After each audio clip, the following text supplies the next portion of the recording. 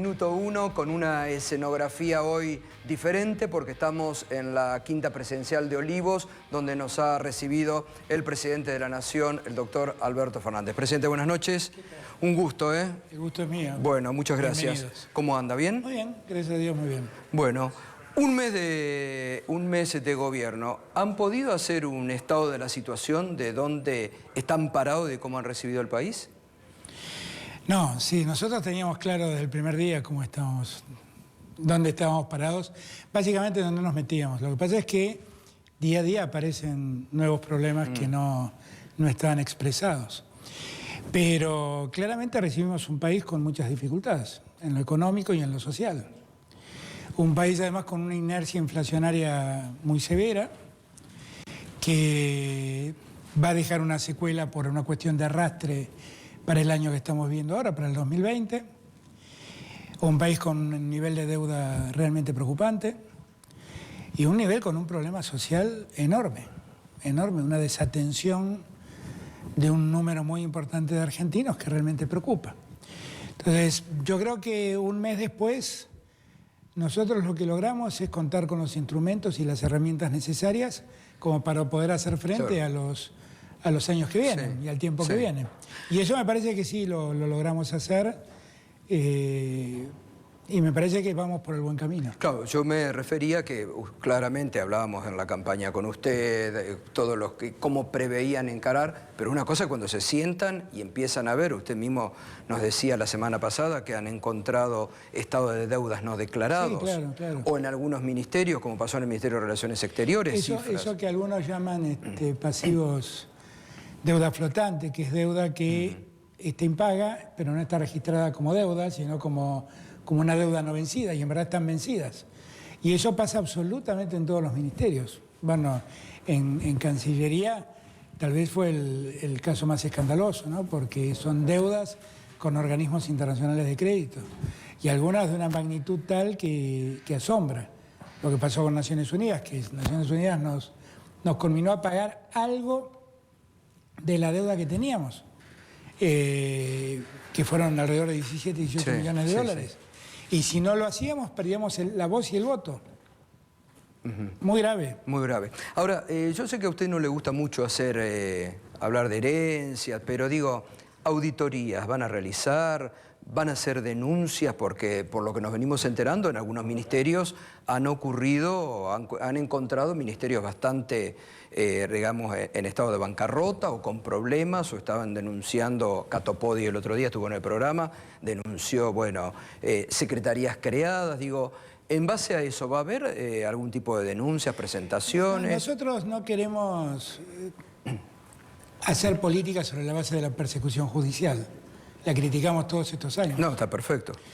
Pero el que haya cometido un delito deberá responder, eso está claro.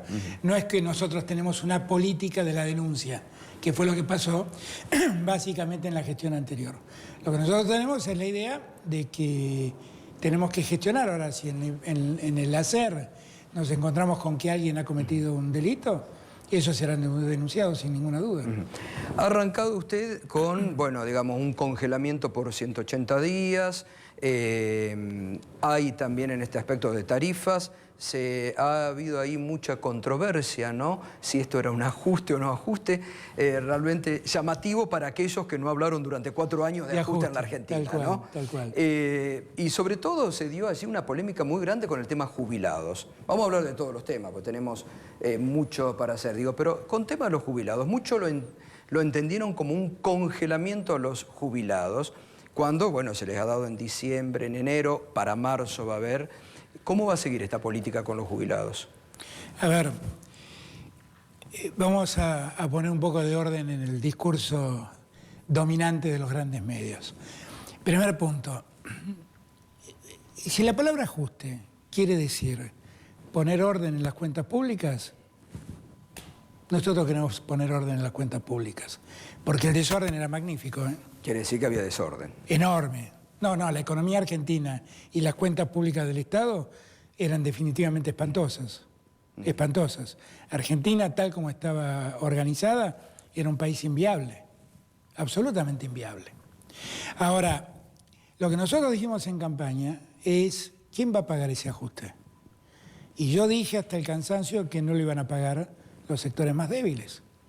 Y no lo van a pagar los sectores más débiles. Bueno, acá tal vez está el debate. Y acá voy a terminar el tema. A la pregunta, a contestar la pregunta. La verdad, ¿qué fue lo que hicimos nosotros? Nosotros tratábamos de ir sobre los que están en mejor situación económica. ¿Quiénes son? Los que exportan.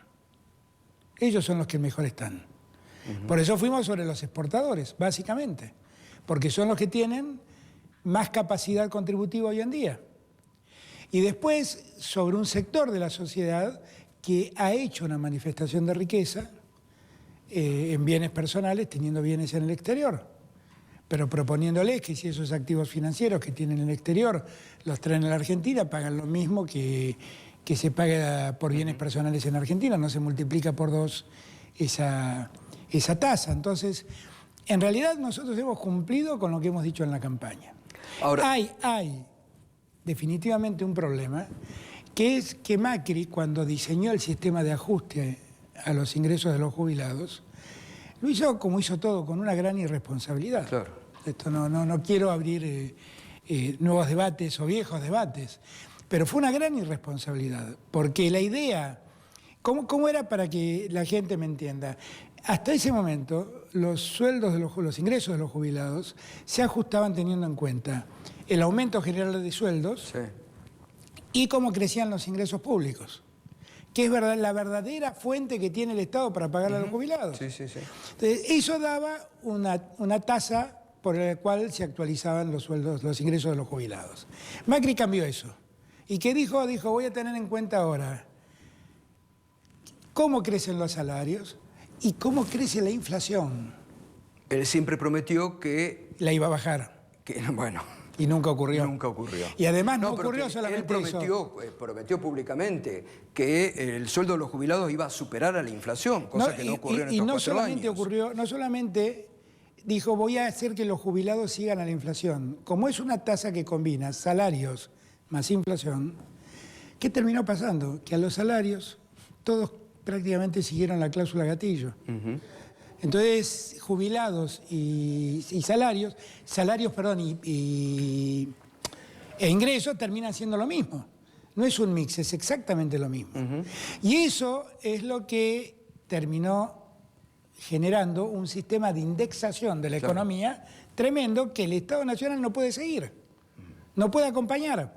Entonces, ¿qué hicimos? Dijimos, vamos a parar acá la pelota por 180 días. Vamos a poner una tasa de actualización de los ingresos de los jubilados que le permita a los jubilados poder recuperar salarios o ingresos, teniendo en cuenta el contexto general del Estado argentino. Y es lo que hicimos. Ahora, hablaron de que congelábamos los ingresos de los jubilados. Falso. Dijeron eso y los jubilados recibieron todos un aumento del 9% más o menos en diciembre. Exacto. Y a eso le sumamos, para los que tienen las menores jubilaciones, una cuota en diciembre y una cuota en enero de 5.000 pesos cada mes. Y en marzo, abril vamos a tener que de vuelta revisar el ingreso de los jubilados. Obviamente. ¿Tiene idea de cuánto puede ser el aumento en marzo? Pero es que lo que nosotros queremos, si las cuentas funcionan y si las cuentas públicas mejoran, quisiéramos recomponer el ingreso de los jubilados lo más rápido que podamos. Y queremos hacer una tasa de actualización del ingreso de los jubilados que sea acorde con la realidad económica del Estado argentino. ¿Ya han empezado a trabajar en la nueva fórmula que van a tener? Hoy estábamos trabajando porque por la ley de solidaridad lo que hicimos fue crear una comisión para que se dedique a eso, donde hay también diputados, legisladores. ¿Usted tiene alguna idea de cómo podría ser la fórmula? No tengo una idea, pero me parece que lo correcto es acercarse más a la lógica, a la fórmula previa, que combinaba del anterior gobierno, que combinaba salarios e ingresos públicos, porque ahí se tiene en cuenta cómo crecen los salarios y cómo crecen los ingresos del Estado. Pero lo que está claro es que tenemos que mejorar todo lo que podamos los ingresos de los jubilados, eso no cabe duda. Pero en marzo va a haber otro aumento y para todos los jubilados. Por supuesto. Y yo espero que en porque julio, algunos están enojados porque dicen, pero ¿por qué pusieron el techo de 20.000 pesos? Porque no hay para todos. Miren, casi el 70% del Fondo de Garantía de Sustentabilidad, que es donde está el dinero para pagarle a los jubilados, son papeles del Estado. Bueno, ahí hay que investigar. A eso me refiero. Eso cuando hay... Entonces, se va a hacer un a mí inventario, me impacta porque... mucho, lo hablaba ayer con Axel. ¿Y qué pasó? Me impresiona con el mucho porque ahora de repente están preocupados por la clase media. Sí, sí. Y la destruyeron, la clase media. Ahora de repente están preocupados por los jubilados. Y se llevaron toda la plata del Fondo de Garantía de Sustentabilidad. Entonces, yo lo que no sé es mentir. Y no sé mentirle a la gente. Y no le voy a mentir a la gente.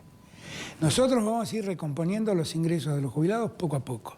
Y vamos a seguir ocupándonos de los que peor están.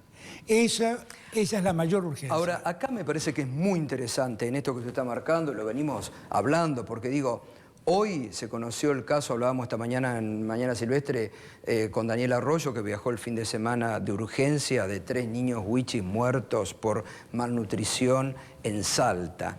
Hoy hablábamos con la intendenta de Moreno, que nos contaba de cómo chicos ponían cartón adentro del mate cocido para tener algo. Entonces digo, frente a eso, a mí tampoco me gusta mucho entrar en polémica porque creo que es darle a algunos que no tienen realmente entidad.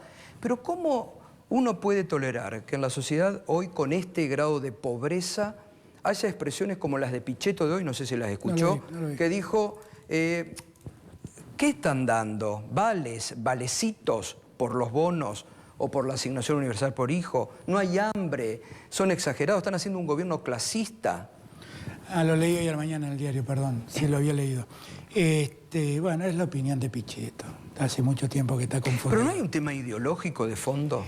En él es lo que Y en varios. Es lo que él piensa, además. Pero más allá de lo que Pichetto piensa o deja de pensar, lo cierto es que en Salta se murieron 3 chicos desnutridos. Y además, porque bebieron agua que no era potable. Exacto. Entonces el cuadro de nutrición se potenció por un problema de tomar agua contaminada. Entonces, esa es la Argentina que dejaron, esa. Y entonces dice, bueno, pero eso es el norte del país, lejos. Moreno no es lejos. Alguien es dijo, acá nomás. sugirió que le pongan un gallinero a los del Claro, norte. claro. Lo que digo es, lo que pasa en Moreno, que está en acá la a primera, 30 kilómetros de la capital federal. Que en la primera mesa de la lucha contra el hambre, allí estuvo presente el secretario general de la CETEP, que es el gringo Castro, que es el marido de esa intendenta. Exacto. Y el gringo nos contó que había chicos que mojaban el cartón y lo comían para tener algo sólido en su estómago. Bueno, como y eso pasa a 30 kilómetros de la ciudad de Buenos Aires, cruzando la General Paz. Entonces, cuando uno ve esto, uno toma dimensión del problema. Pero además, yo no sé, por ahí a Pichetto no me cree, pero puede creer los datos objetivos.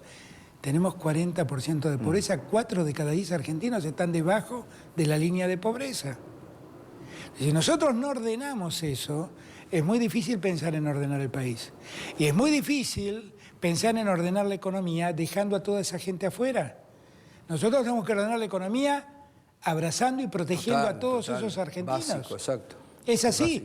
Y no es verdad que el plan contra el hambre no tenga trascendencia económica. Tiene una enorme trascendencia económica. Días atrás me preguntaba un colega suyo, bueno, pero pareciera ser que acá la única preocupación son los pobres. ¿Y la clase media?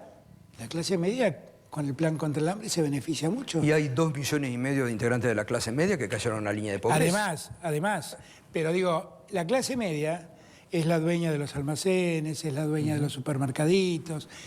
Y esa clase media, de repente va a haber un nivel de consumo que antes no veía, porque toda esa gente que hoy accede al plan contra el hambre no estaba consumiendo. Y no era que no estaba consumiendo ropa, no era que no estaba consumiendo esparcimiento. Sí, no comían. Comía, exactamente. Nosotros estamos en un país donde en los últimos 4 años la demanda de leche cayó un 30%. Leche. Sí, que es una vergüenza. Pan. De eso esa dirigencia que habla de que no hay hambre debería dar una vergüenza. No es que cayó la venta de lomo, cayó la venta de leche. Entonces, lo que hay que entender es que todo eso hay que recomponerlo. Y lo primero que tenemos que hacer es prestarle atención a los más necesitados. Totalmente. Eso va a repercutir mucho en la clase media. Miren, el otro día me decía el gobernador Bordet, Concordia ya recibió la tarjeta, ¿no? Ayer recibieron 6.500 personas la tarjeta y en total todos los meses llueven en consumo de alimentos sobre Concordia 35 millones de pesos, que para Concordia en realidad no es muy importante. Sí, por supuesto. Bueno, me cuenta que ha cambiado todo el clima en Concordia. Y claro, son 35 millones que la clase media antes no recibía. De Concordia. Porque además eso... Y eso se va a extender a todo el país. Va a consumo, no es que va a comprar dólares la gente. Va a consumo de alimentos. Total. Va a consumo de alimentos. Usted recién dijo la inflación. ¿Sigue siendo el principal problema en estos momentos la inflación?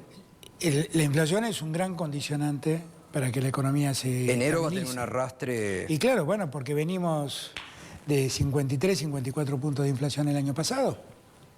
Y claro, eso tiene un arrastre por una inercia natural. Ahora, estamos muy decididos ¿Y cómo se enfrenta? ¿Cuál es el problema? Porque, digamos, pareciera como que es un problema histórico en la Argentina no poder dominar la inflación, ¿no? La Argentina tiene muchos elementos que me parece son causantes de la inflación.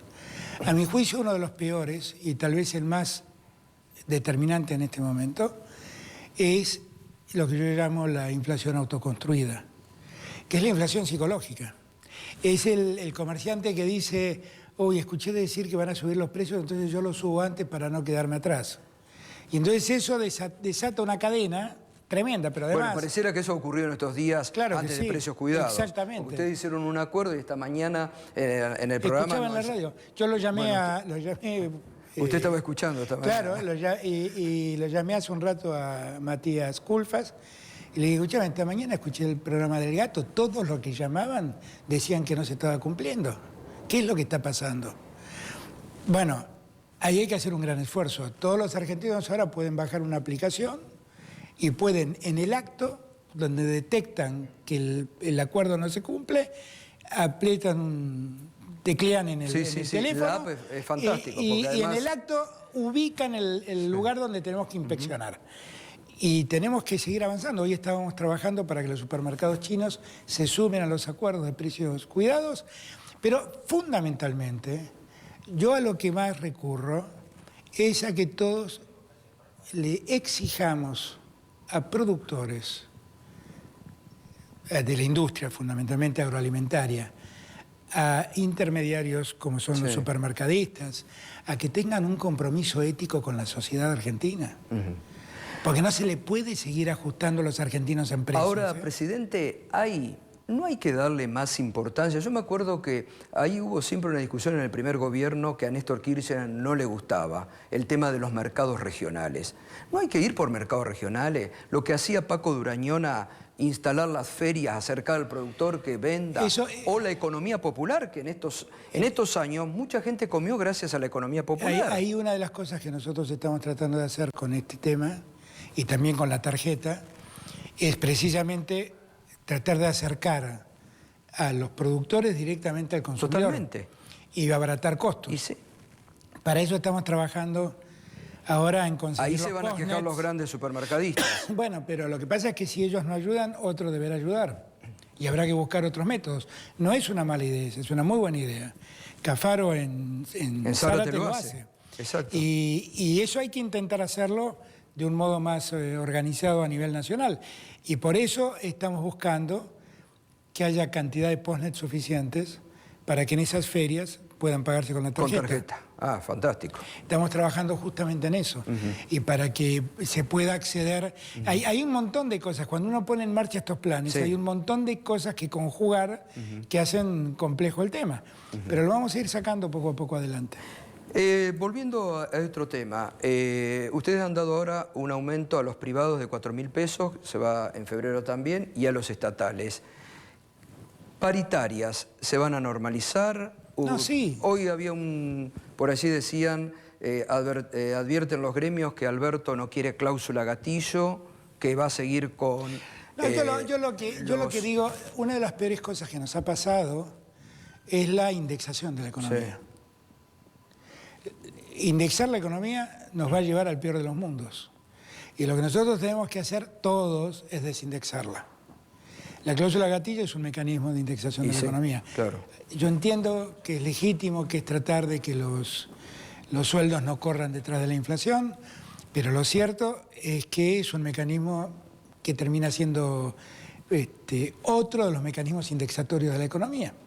Entonces, así como tenemos que revisar el sistema de alquileres, el sistema de precios por parte de los empresarios, tenemos que ver de qué modo logramos acuerdos salariales en convenciones libres, en acuerdos libres, en paritarias libres, pero donde todos tengan este dato en la cabeza. Pero digo, en yo estos creo 180 en las días va a haber... Bueno, pero en estos 180 días va a haber otro aumento por decreto, por ejemplo. No lo sabemos. Vamos a ver, esperemos.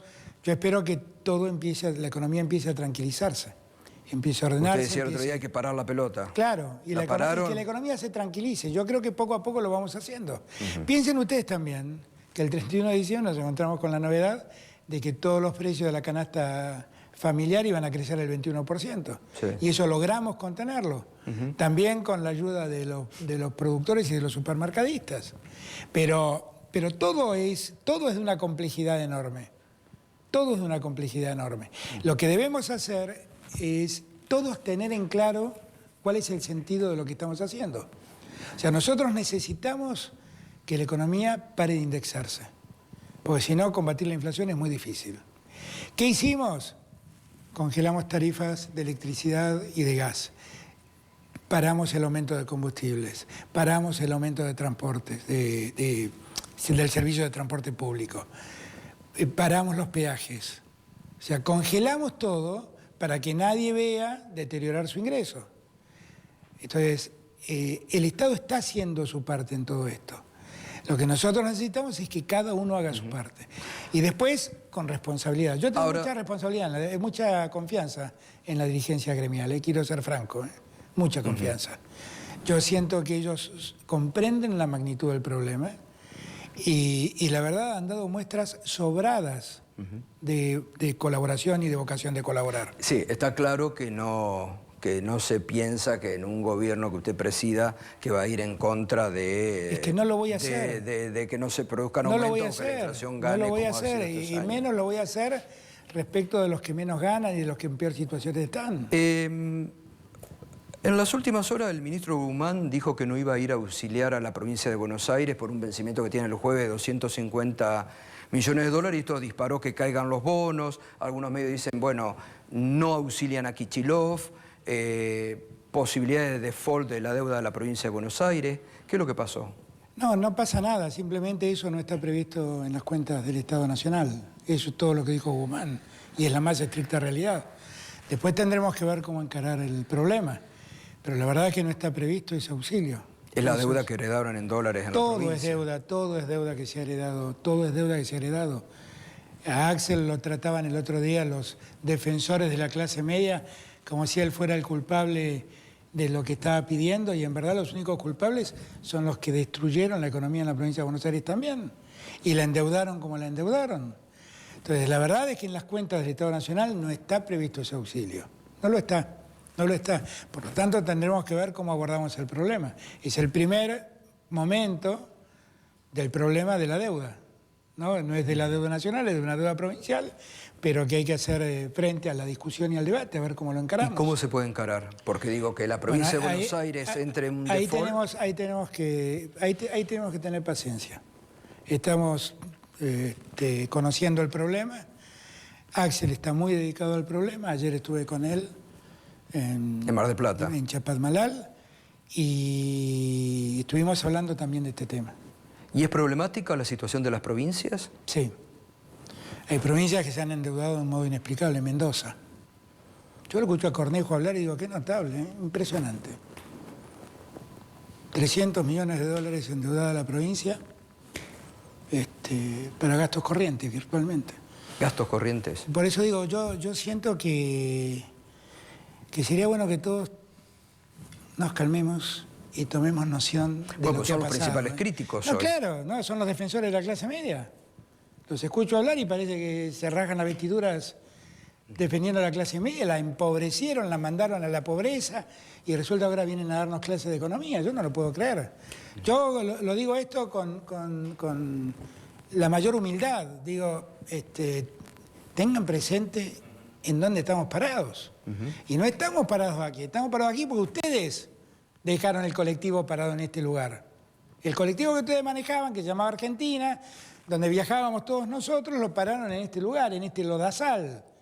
Ahora que tenemos que salir del lodazal, por favor, déjenos a nosotros, pero además no nos den cátedra, porque la verdad que no están para darla, sinceramente.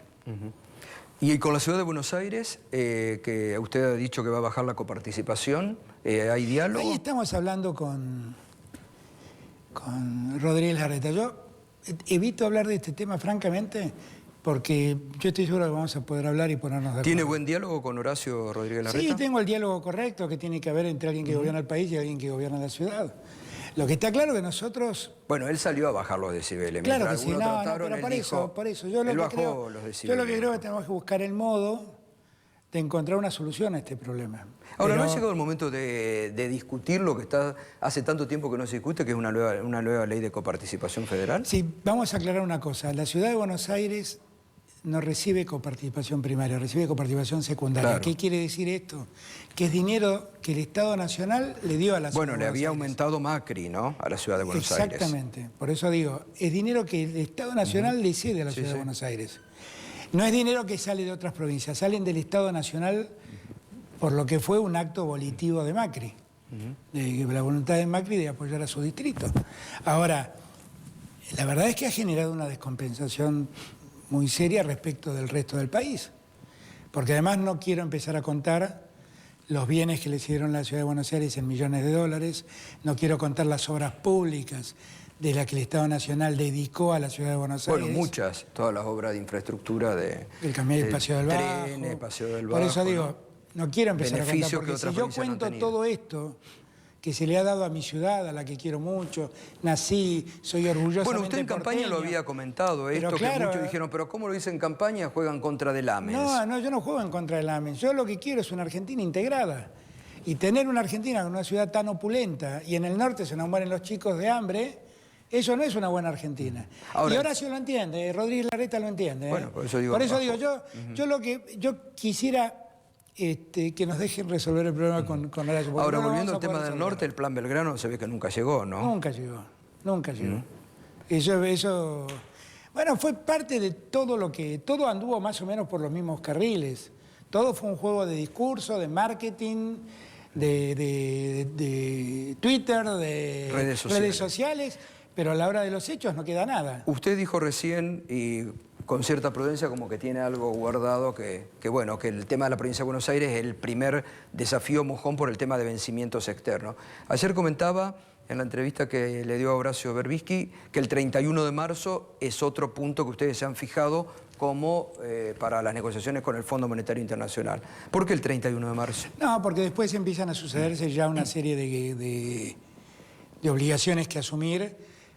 Nosotros el 31 de marzo yo creo que deberíamos tener ordenado el escenario, por las obligaciones que caen en abril, fundamentalmente por eso. ¿Y hay diálogo ya con el fondo? Sí, tranquilo, yo sé que ustedes y todos están preocupados. ¿Usted ha conversado con...? No he vuelto a conversar. Después de aquel llamado que le hizo... Con Cristalina Giorgio. Hablé una vez más, después Martín estuvo una vez más con ella y con el equipo, antes de asumir, después asumimos. Ahora está viajó el viernes pasado Sergio Chodos, el sábado viajó a hacerse cargo, a ocupar la silla de Argentina en el Fondo Monetario. Y ahí ya vamos a empezar a... Ahora, esto que la semana pasada el fondo dijo que veía con buenos ojos los programas que ustedes habían lanzado, digo, ¿es un halago o es para preocuparse que el fondo...? No, yo creo que el fondo lo que ve es que por primera vez alguien le dice la verdad en la Argentina. Creo que es eso. Y después de haber sido un gran responsable en el mejor de los casos por haber creído, en el mejor de los casos, un gran responsable de la crisis que vivimos, el fondo lo que advierte es que ahora estamos haciendo frente a los problemas que realmente existen en la economía argentina. ¿Qué quiere decir eso? Resolver los problemas de la pobreza, resolver los problemas de la desnutrición, resolver el problema del trabajo, volver a poner en marcha el aparato productivo argentino, todas estas cosas que durante mucho tiempo dejó de hacerse en Argentina.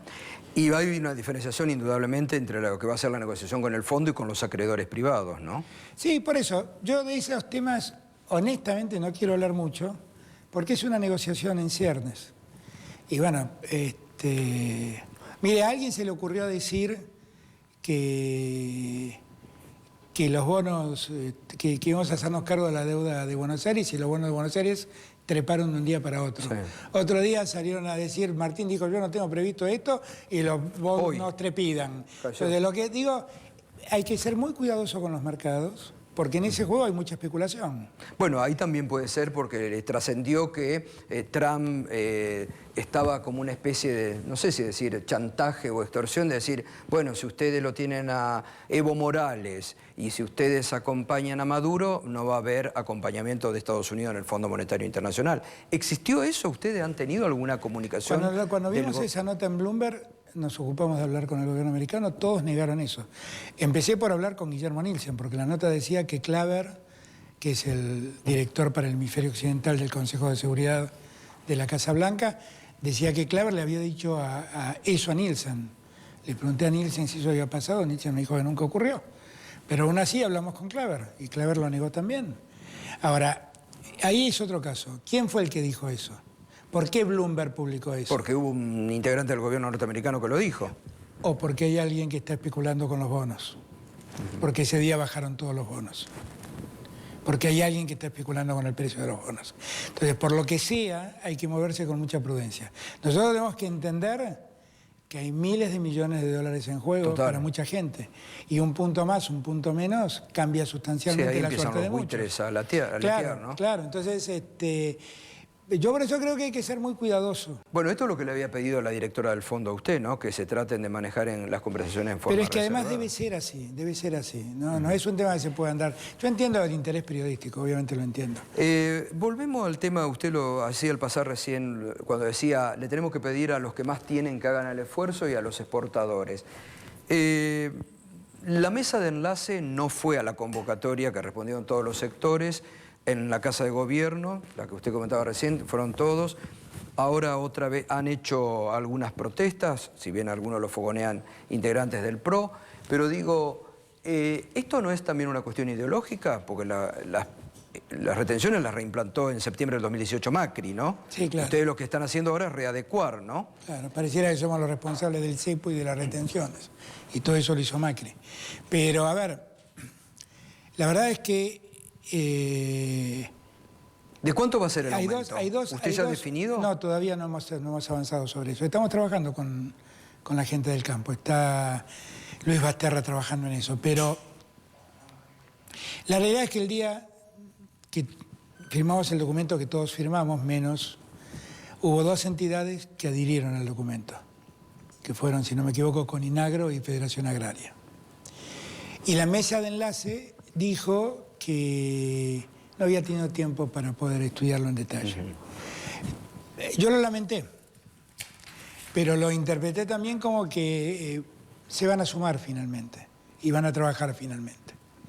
Yo creo que estamos en un tiempo en donde el campo tiene que olvidarse de las rencillas, porque si no es muy difícil avanzar. Pero ahí usted no ve como que hay sectores de Cambiemos, sí, claro, o de los Lilitos que están fogoneando. Pero eso no es el campo, eso es otra cosa. Esos son pícaros que usan al campo para hacer política. Pero yo de la 125 aprendí, ¿eh? No, para mí no fue gratis. Por ejemplo, aprendí que en la producción de soja, el 80% de la producción lo tienen 20 productores y el 20%, perdón, el 80% de la producción la tiene el 20% de los productores y el 80% de los productores tienen solo el 20% de la producción de soja. Entonces no todos pueden pagar del mismo modo, no todos tienen la misma entidad. Y por eso en la ley yo mismo hice agregar un artículo ordenándome a mí diferenciar los productores para darles reintegros. y para que no todos paguen lo mismo. En eso estamos trabajando. Yo eso lo aprendí, Y lo que creo que tenemos que hacer es buscar la manera de, bueno, de trabajar juntos con el campo. Porque el campo es una pieza muy importante para la Argentina. El campo y la agroindustria son más de la mitad del país, entonces, en materia de exportaciones. Entonces, a mí me parece que es muy importante que entendamos la importancia del campo y que el campo entienda que no estamos en un tiempo de confrontación, estamos en un tiempo de necesidades, que es otra cosa. Volvemos al tema tarifa, congelamiento, y después del que se termine la etapa de después volver a otra lógica, Miren, la matriz... ¿Están analizando ya el tema de desdolarización, cómo va a ser, por ejemplo? Bueno, de hecho estamos desdolarizados porque no hay aumentos. Ajá. Pero lo que digo es, nosotros lo que tenemos que entender es que la lógica que imperó hasta acá no puede seguir existiendo. Tanto hablaron de la matriz K, la matriz K. Sí. La matriz del gobierno anterior lo que hacía era hacerle a los amigos comprar empresas en servicios públicos en baja. Cuando los amigos compraban, empezaban a subir peajes, empezaban a subir tarifas. No, amigos, la familia presidencial. Empezaban a darles todas las ventajas. No solamente amigos, la familia presidencial estuvo en peajes y en los parques eólicos. Por eso, todas las ventajas. Y así hicieron las diferencias que hicieron. Y eso, yo no quiero empresas de servicios energéticos que solo trabajen para su beneficio. Yo quiero empresas de servicios energéticos que den energía a los hogares y den energías a la producción argentina. Eso es lo que necesito. Y si yo tengo empresas de servicios energéticos que las pymes o los hogares no pueden pagarlo, es lo mismo que no tener servicios energéticos. Entonces la tarifa tiene que ver, como dirían los sociólogos, con los términos de riqueza de una sociedad dada en un momento dado. Yo necesito que la luz y el gas valgan lo que razonablemente pueden valer teniendo en cuenta los términos de riqueza de la producción de la industria argentina y del ciudadano medio argentino. Eso es lo que hace falta. Y eso se descontroló.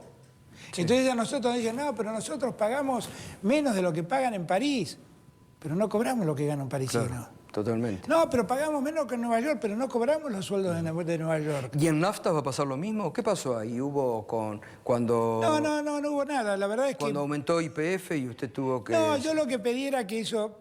Es la misma lógica, o sea, tratemos de sostener el escenario por un tiempo hasta que nosotros demos alivio a la gente.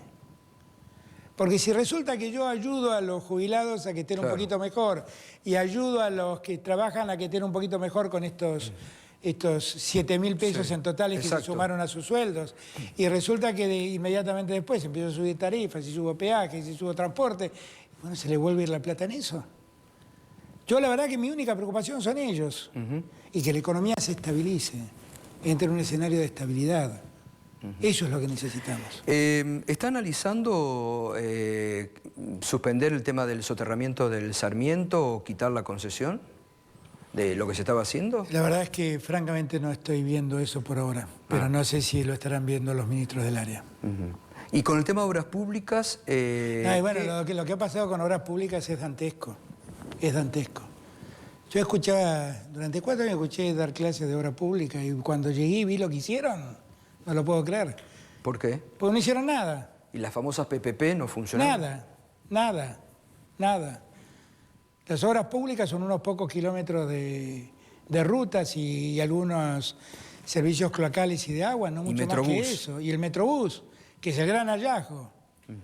Que cuando uno pregunta la historia dice, bueno, la verdad es que llegamos para hacer subtes. Y como no teníamos plata para los subtes, nos dimos cuenta que esto más o menos es lo mismo que un subte por arriba. Esa es la explicación teórica del Metrobús, que no funcionó mal, no voy a decir una cosa por otra, ha funcionado bien, pero que en verdad fue una salida de urgencia. Hoy Patricia Bullrich le reclamaba una idea superadora, dice, ¿no van a construir más Metrobús? Bueno, a ver, ¿qué van a hacer?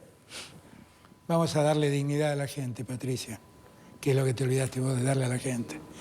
Vamos a hacer que cada uno pueda vivir y que no se nos mueran los chicos en el norte. Vamos a hacer que los jubilados vuelvan a tener dignidad con su ingreso. Ahora, y el tema de la obra pública lo va a manejar, porque el otro día, por ejemplo, Catopodi en el programa anticipó que corredores viales van a reestatizar 5 o 6 porque las concesiones privadas evidentemente no están funcionan. Y no, porque uno paga el peaje. A mí me pasa cuando voy a Entre Ríos, paga el peaje y la ruta... Es que eso es enriquecer a un empresario, no es darle un servicio a la gente. La autopista Buenos Aires-Rosario tiene unos baches tremendos. Claro, por eso. La idea que tenemos nosotros es poner orden en todas esas cosas, no es reestatizar todo, no es esa la idea. La idea es que pongamos en esa tarea de ordenamiento, que es muy compleja, porque está todo muy desordenado, por eso es muy compleja. En esa tarea de ordenamiento también está el tema de la obra pública, también está el tema de las viviendas. Bueno, también eso es fundamental, ¿no? La deuda... Nosotros tenemos que volver a recrear no solamente la construcción de viviendas sociales, tenemos que resolver el hábitat de mucha gente. Y resolver, mire, hoy... Me llovieron los mensajes, me llovieron a través de las redes sociales. La principal preocupación de mucha gente es el tema de los créditos UBA en este momento. Sí, claro. Sí. Y de los hipotecarios y los no hipotecarios, en términos de números, es un número bastante acotado de gente. Pero están en un problema. Claramente están en un problema, porque los han embarcado en un barco sin timón. Y está claro que están en un problema. Pero estamos trabajando... en la solución. Bueno, entendamos que... Durante enero han congelado, digo... Entendamos que es un problema donde el Estado es ajeno. O sea, para que todo el mundo me entienda. Usted me compró un departamento a mí y a mí me pagó el banco X. El problema lo tiene usted con el banco. El Estado no tiene nada que ver. Ahora, pero el Estado si lo es verdad, embarcó, ¿eh? No, si es verdad... No, si el Estado promovió este crédito. Por eso digo, el Estado si es verdad, decían... Sí, pero es un vínculo entre partes, claro. entre partes privadas. Sí es verdad que hay alguien que se está beneficiando mucho y hay alguien que está padeciendo mucho. Entonces, ver cómo se recompone eso... Bueno, hoy anunció Pelle que va a hacer caso por caso, que empezó a analizar. Pero además, yo ya lo viví esto, quiero ser franco. Lo viví cuando fui... Para mí todo esto es una suerte de déjà vu diario, cotidiano, porque todo digo, uy, esto es igual que aquel caso. Cuando nosotros llegamos en el año 2003, tuvimos el problema de la especificación. Claro. Que es muy parecido era. Tremendo fue. En este caso al revés, ¿no? A alguien que había depositado dólares y le devolvían pesos. Entonces, la Corte eso lo fue resolviendo con un sistema que lo llamaron, con una lógica o una doctrina que la llamaron la doctrina del riesgo compartido, que era tratar de dividir las pérdidas y los esfuerzos. No que lo pague solo uno. Lo que está pasando hoy en día es que el deudor de ese crédito es el que está pagando todo el costo de una devaluación magnífica que produjo Macri. Nosotros no tenemos noción, Gustavo, pero si uno revisa la salida del 2001 de la convertibilidad, ¿qué representó para la Argentina? Representó un aumento de pobreza, igual que ahora. Sí. Un aumento de desocupación, igual que ahora.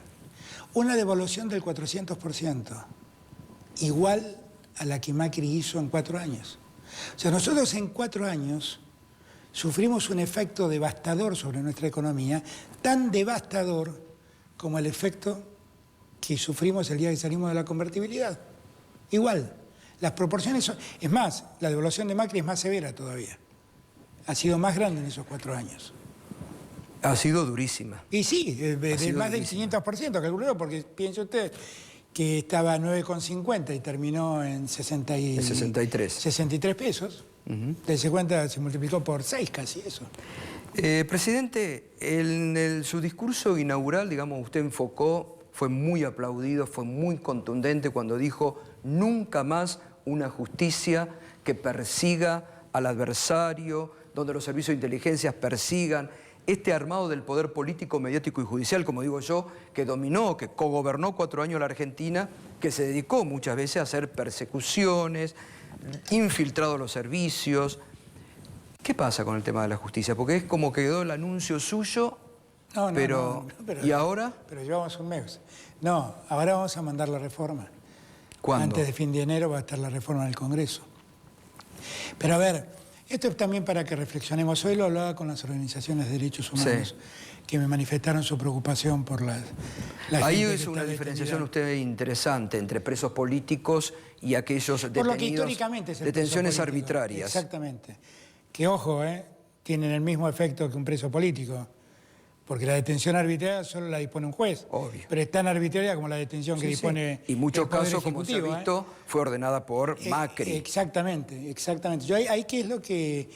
El sábado, a usted que durante tanto tiempo me preguntaba, el sábado estaba escribiendo el prólogo del libro de la ¿El libro justicia. lo termina? Sí, ya está casi listo. ¿Lo presenta? Ya está casi listo. Bueno. Yo calculo que vamos a tenerlo ¿Se en van, marzo. ¿Se van a preocupar muchos jueces? Sí, pues son muchos profesores de la facultad. Ahí Federico Tea me dio una mano importante en la organización del tema. Y gente que trabaja con él en la Universidad de José C. Paz. Y yo hacía un raconto de lo que fue nuestra historia del vínculo promiscuo entre el poder y la política. Y yo creo que todo empieza ya por el año 30, con aquella acordada famosa donde, por acordada con la Corte Suprema, se reconoció el poder de facto de Uriburu, que acababa de derrocar a Irigoyen. Eso se repitió en el año 43.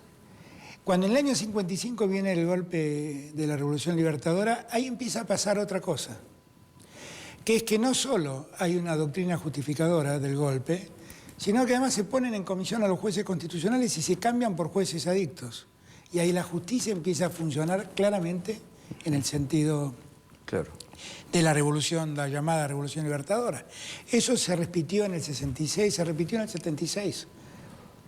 En el 76 pasó algo peor. Los jueces juraron lealtad a los estatutos del proceso de reorganización nacional que estaban por encima de la Constitución Nacional. Increíble. Volvieron a echar a todos los jueces y volvieron a nombrar a sus jueces amigos. Alfonsín empezó un proceso de reordenamiento. Ahora, nosotros de Alfonsín en adelante, hasta el año 91, 92, ¿qué era lo que veíamos? Es que había cierta intromisión del poder político en la justicia, básicamente para pedir que la justicia avale decisiones políticas. La ley de obediencia debida. Entonces, pedirle a los jueces que avalen esa decisión. Y en el peor de los casos, en el menemismo esto se vio, pedir en favor de los propios funcionarios. O sea, funcionarios acusados, ir y pedir que se preserve a los funcionarios.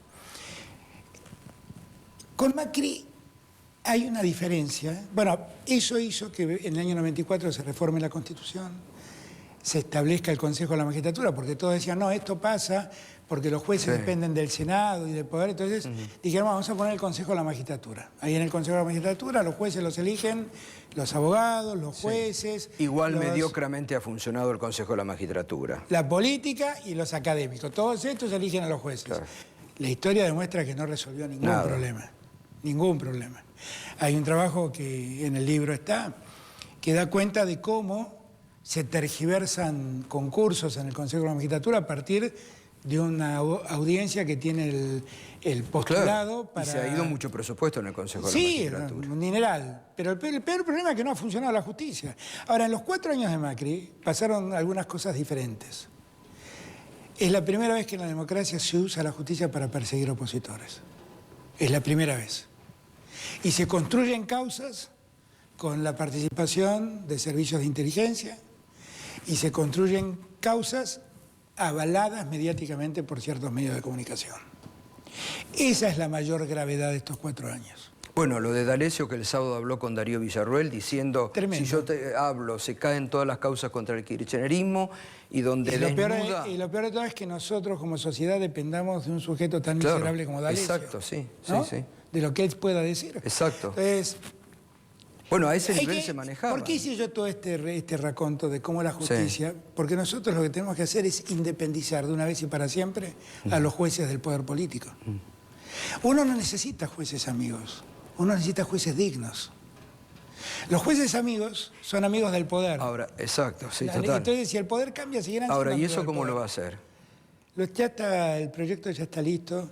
Yo calculo que lo vamos a estar presentando. ¿Pero qué sobre fin de mes. ¿Cambia algo? Sí, claro que cambia algo. ¿Van a cambiar los juzgados federales? ¿Van a poner más juzgados federales? La idea es Adelante cambiar, algo. La idea es cambiar... No, pero no tengo por qué. Adelante algo. Pero la idea es que vamos a alterar la lógica de la justicia federal tal como la conocemos hoy en día. La vamos a alterar. Y vamos a tratar de generar nuevas jurisdicciones. ¿No es una vergüenza, por ejemplo, que un fiscal como Carlos Stornelli esté procesado, que haya habido una comisión de fiscales que al procurador... ¿Sigue siendo Casal? Por ahora sí. Ajá. Hemos propuesto a Daniel Rafecas. ¿Lo acompañará el radicalismo o le va a poner palos en la rueda? Yo creo que sí. Porque están enojados porque investigó los sobornos en el Senado de la Nación. Bueno, pero hizo lo que él tenía que hacer como juez. Después, yo no quiero revivir aquel tema, pero él hizo lo que tenía que hacer como juez. Es Ahora un gran digo, juez, es un... ¿No es una vergüenza que un fiscal que 9 meses negó a la justicia hoy esté procesado? ¿Qué se supone que puede hacer el nuevo procurador? Es un tema preocupante, me parece a mí, que siga en uso de su condición de fiscal. O sea, que siga acusando gente y persiguiendo gente. Después, yo no voy a abrir juicios sobre su culpabilidad o inocencia, porque tampoco eso está probado. Sabemos que está procesado, ¿no? Si Exactamente, está procesado por el juez Ramos Padilla. Y lo que me llama la atención es que siga ejerciendo su cargo fiscal como si nada pasara. Me parece que cuanto menos hubiera sido prudente tomar una licencia, por lo menos, hasta que el tema se esclarezca. ¿Sabe cuál es el sentimiento que mucha gente, porque usted habló mucho de esto en la campaña, lo castigaron, decía ahí está, Alberto quiere impunidad para el kirchnerismo? No, yo no quiero impunidad, yo quiero justicia en la Argentina, todo lo que quiero. Exactamente, todos queremos justicia, obvio, por eso digo. Todo lo que quiero una justicia limpia, pero quiero una justicia las transparente. cosas que han ocurrido, es una vergüenza. El entramado de los servicios de inteligencia, en el armado de causas que hoy se están cayendo. Ahora, por ejemplo, yo le hago una consulta. Si Bonadío, por ejemplo, le presenta la renuncia porque ya tiene acordada la jubilación, ¿usted se la aceptaría o que vaya al Consejo de la Magistratura y rinda cuentas? Bueno, el Consejo de la Magistratura hasta hoy, el día de hoy, no habría abierto ningún juicio político contra Bonadío. ¿Y ustedes no lo pueden pedir a través del representante? Bueno, es que se ha pedido, lo han pedido, pero ahí hace falta construir una mayoría. Ahí hace falta construir una mayoría. Es decir, eso usted no me estaría excede a mí dispuesto, totalmente. Pero usted no estaría, si mañana Bonadío le presenta la renuncia, ¿usted analizaría o se la aceptaría? Bueno, no sé, esperemos que presente la renuncia, porque esa es una hipótesis que no está...